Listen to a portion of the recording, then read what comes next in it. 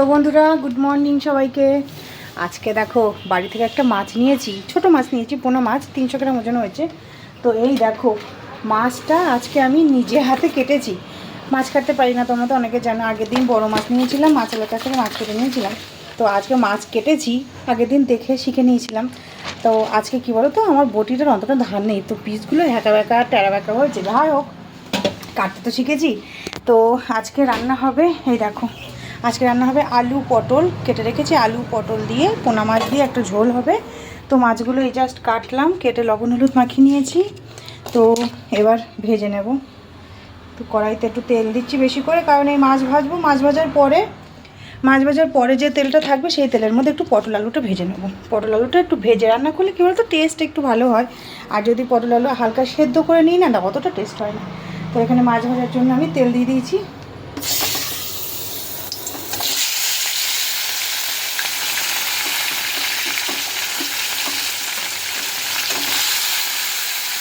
তো বন্ধুরা দেখো 300 গ্রাম মাছ ওজন হয়েছিল, তো তার মধ্যেই 5 পিস হয়েছে, মানে মাথা লেজ দিয়ে 5 পিস। তো আমাদের দুটো মানুষের দুবেলা আরামসে হয়ে যাবে। তো মাছ আলাদা আমি বলে রেখেছি, আমি তো বড় মাছ খেতে পারি না, মানে অত বড় মাছ কেনার সামর্থ্য নেই। তো ছোটো মাছ যখনই পাবে, হ্যাঁ, একটু দেখা করে যেতে। তো আজকে ছোটো মাছ ছিল বলে আজকে, আর আমি বাইরের দিকে ছিলাম বলে ওই জন্য দেখে নিতে পেরেছি।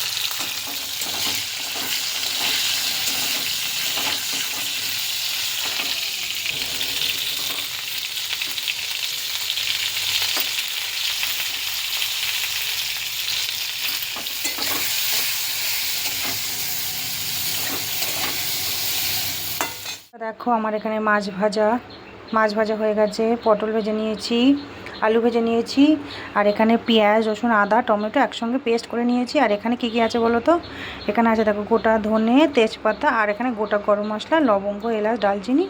তো এগুলো আমি এবার দিয়ে দেবো। আজকের মাছের তরকারিটা অনেক দিন একটু কষে কষে রান্না করিনি, তো আজকে ওই জন্য একটু মনে হলো একটু ভালো করে কষে কষে রান্না করি। কাঁচা লঙ্কা দেইনি, আমি দেবো লঙ্কার গুঁড়ো দিয়ে করব। আমার খেতে কষ্ট হবে, কিন্তু আমি খাবো না। আমি শুধু একটু হয়তো 1 পিস মাছ কিংবা আলু পটল খেতে পারি। ঝোলটা আজকে এটা রান্নাটা সম্পূর্ণ মেয়ের জন্য করছি, আর আমার প্রেশার কুকারের মধ্যে সবজি সিদ্ধ আছে, দেখবে। তো এই দেখো গাইস, আমার প্রেশার কুকারের মধ্যে সবজি সিদ্ধ কী আছে বলো, পেঁপে কলা উচ্ছে আলু আর কুমড়ো। এই দেখো আমি প্রেশার কুকারে সবজি সেদ্ধ করে রেখেছি, এইটা আমি খাবো। তো বন্ধুরা দেখো মশলাটা একটু সুন্দর কষা কষা হয়ে গেছে। তো আমি এবার এক এক করে মশলাগুলো দিয়ে দেবো। এখানে কী মশলা দেবো, প্রথমে দিচ্ছি একটু হলুদ গুঁড়ো, এটা দিচ্ছি জিরে গুঁড়ো,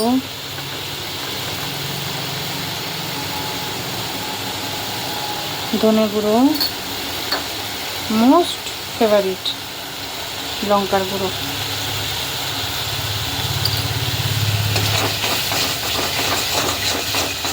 ভালো করে একটু মশলাটা কষে নেবো আবার।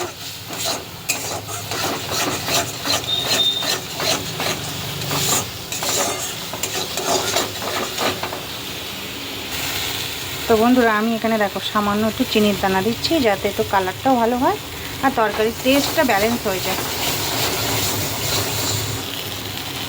তো আমার মশলাটা দেখো সুন্দর কষা হয়ে গেছে। আর যে মশলাটা বেটেছিলাম মিক্সিতে, তার মধ্যে একটু জল দিয়ে দিলাম।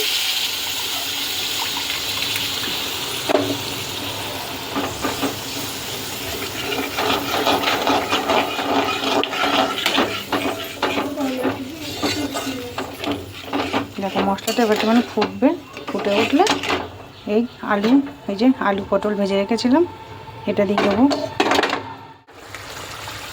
তো দেখো বন্ধুরা মশলাটা তেল ছেড়ে দিয়েছে। হ্যাঁ, কি সুন্দর মশলাটা কষা হয়ে গেছে। এবার আমি দিয়ে দেবো পটল আলু, ভেজে রাখো পটল আলুগুলো দিয়ে একটু হালকা কষিয়ে নেব।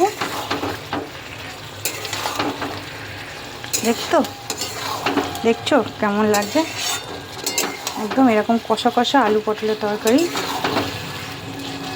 সঙ্গে থাকবে রুটি পরোটা। কেমন হবে বলো তো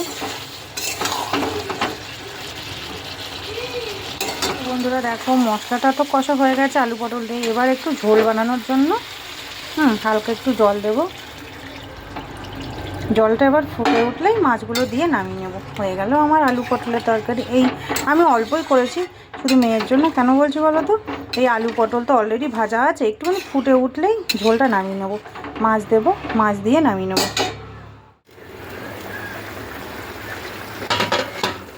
সো দেখো তরকারিটা যা দেখতে লাগছে। মাছগুলো এবার দিয়ে দিই বন্ধুরা।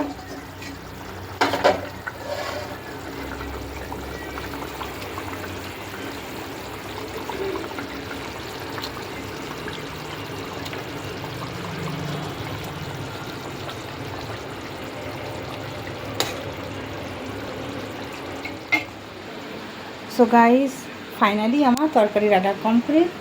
তো দেখো তরকারিটা ফুটে উঠেছে, জল ঝোল মাছ সব কিছু দিয়ে দিয়েছি। এবার দেবো এই দেখো এই আসল জিনিস, এটা কী বলো তো? এই গরম মশলা। এই গরম মশলাটা না দিলে জন্য তরকারির জন্য টেস্টই হয় না। তো এই গরম মশলাটা দিয়ে দেবো, দিয়ে এবার নামিয়ে রাখবো। আজকে সাংঘাতিক টেস্টের তরকারি রান্না করেছি।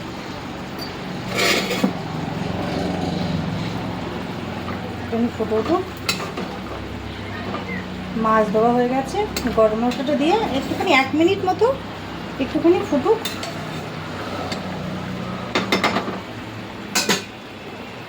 1 মিনিট মতো যদি ফোটে, কী বলো তো, গরম মশলা একটা কাঁচা একটা ভাব থাকে, তো সেই ভাবটা কেটে যাবে। তো আজকে আমি এই রান্নার ভিডিওটা তোমাদের সঙ্গে শেয়ার করলাম। কেমন লাগলো জানিও। আর দেখো লাইক কমেন্ট শেয়ার করে দিও। দেখো চলো একদম ফাইনাল টাচ কমপ্লিট। গ্যাসটা অফ করে দিলাম, ঢেকে দিয়েছি।